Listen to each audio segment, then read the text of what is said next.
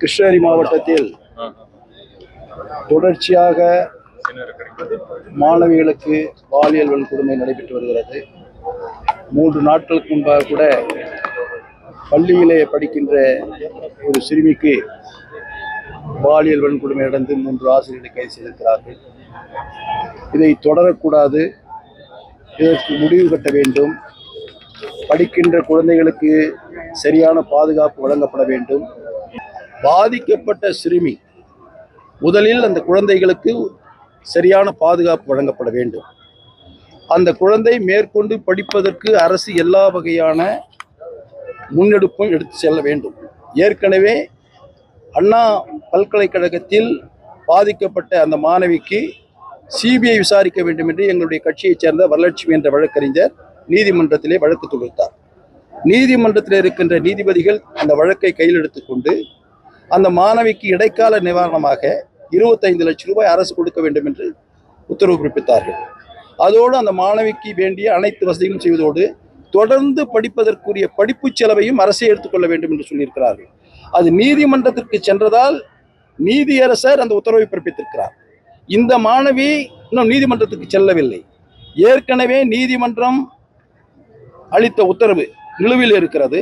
அதையே முன்னாதாரமாக எடுத்துக்கொண்டு இந்த அரசு இந்த பெண் குழந்தைகளுக்கு, ஏனென்று சொன்னால் இப்பொழுதுதான் அது படித்து 6வது 7வது படித்துக் கொண்டிருக்கிறது, இன்னும் உயர்கல்வி படிக்கின்ற அளவிற்கு வர வேண்டும் என்று சொன்னால் அந்த குழந்தைகளுக்கு வைப்பு நிதியாக 50 லட்சம் ரூபாய் இந்த அரசு வைப்பு நிதியாக வைத்துவிட வேண்டும்.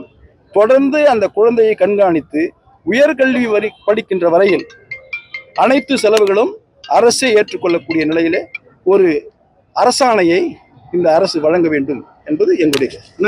என்சிசி முகாம் நடத்தினப்போ இதே போல சிறப்பு புலனாய்வு குழுவெல்லாம் அமைக்கப்பட்டு பல்வேறு வழிகாட்டுதல்லாம் வெளியிட்டாங்க.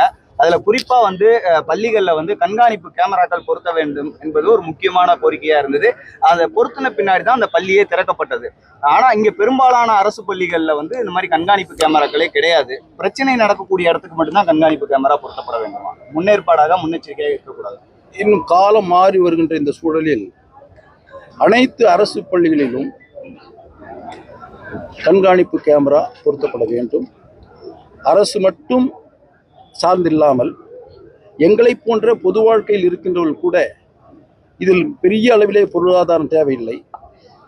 அந்தந்த பகுதியில் இருக்கின்ற பள்ளிகளுக்கு நாங்களே கூட சென்று இது போன்ற கண்காணிப்பு கேமராவை பொருத்தினால் இன்னும் சிறப்பாக இருக்கும். அந்த நடவடிக்கையில் நாங்கள் இறங்குவோம் என்பதை நான் தெரிவித்துக் கொள்கிறேன். அரசு பள்ளிகளுக்கு சட்டமன்ற உறுப்பினர், அதிமுக சட்டமன்ற உறுப்பினர் அதிமுக சென்று கண்காணிப்பு கேமரா பொருத்த கட்டாயம் பொருத்தும். அது எங்களுடைய பொதுச் செயலாளருடைய அனுமதியோடு இந்த பணிகளை நாங்கள் மேற்கொள்வோம். உங்களுக்கு சட்டம் இயற்றி தண்டனை எந்த அளவிற்கு நாம் உச்சபட்சமாக மரண தண்டனையை கொடுத்தால் கூட குற்றம் இழைக்கக்கூடிய சிந்தனை உடையவர்களுடைய மனங்களை முதலில் மாற்ற வேண்டும். அதற்குரிய நடவடிக்கைகள் அரசு இறங்க வேண்டும்.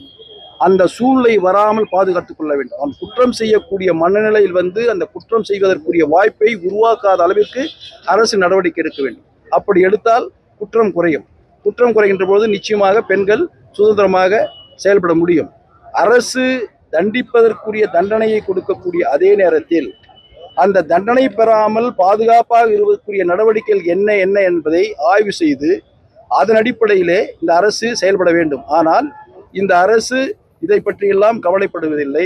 மத்திய அரசோடு ஏதோ குடிமிப்பிடி சண்டை போட்டுக்கொண்டு மக்களை இந்த அரசு ஏமாற்றிக் கொண்டிருக்கிறது என்பதை தெரிவித்துக் கொள்கிறேன்.